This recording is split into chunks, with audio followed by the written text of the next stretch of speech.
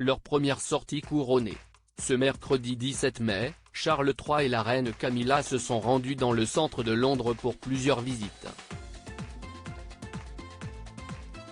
Quelques jours après leur sacre historique, le tandem a semblé très heureux de retrouver le terrain, en allant notamment célébrer le 390e anniversaire de l'église Saint-Paul.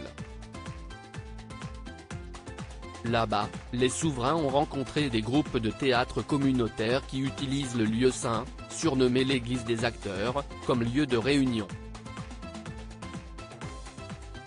Camilla a notamment discuté avec la troupe Drama for Healing de l'église. Créée en 2019, elle travaille principalement avec des femmes victimes de violences conjugales. Un sujet cher au cœur de la reine, qui lutte depuis longtemps contre les violences domestiques, notamment à travers son marrainage de l'organisation caritative Safelive. Avant de quitter l'église, Leurs Majestés ont signé le livre d'or du monument, qui avait auparavant été signé par la défunte reine Elisabeth II, en 1988. Supérieur à Charles III et Camilla, retour en images sur leur première apparition depuis leur couronnement. Charles et Camilla décontractés à Covent Garden. Charles et Camilla ont ensuite visité le marché aux pommes de Covent Garden, où ils ont eu le droit à un bain de foule. Pour la première fois depuis leur sacre grandiose à l'abbaye de Westminster, ils ont retrouvé les Britanniques, de larges sourires aux lèvres. Ensuite, le tandem royal a fait la connaissance de commerçants locaux spécialisés dans l'artisanat.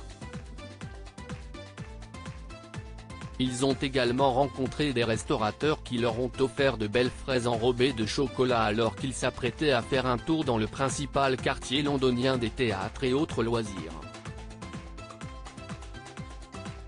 Après cette pause gourmande, le roi et la reine ont conclu leur matinée avec un passage au Royal Opera House, où la princesse Charlotte a célébré ses 8 ans il y a quelques semaines.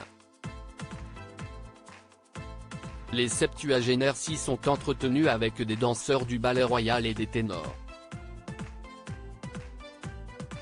Parmi ces artistes se trouvaient notamment Amanda Baldwin et Luke Price, qui se sont produits lors du concert du couronnement, au château de Windsor le 7 mai dernier.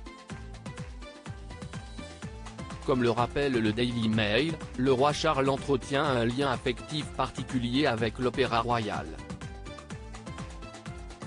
En 1975, il est devenu le chef des lieux et en 2003, il a accédé au poste de président du ballet. Crédit photo, agence.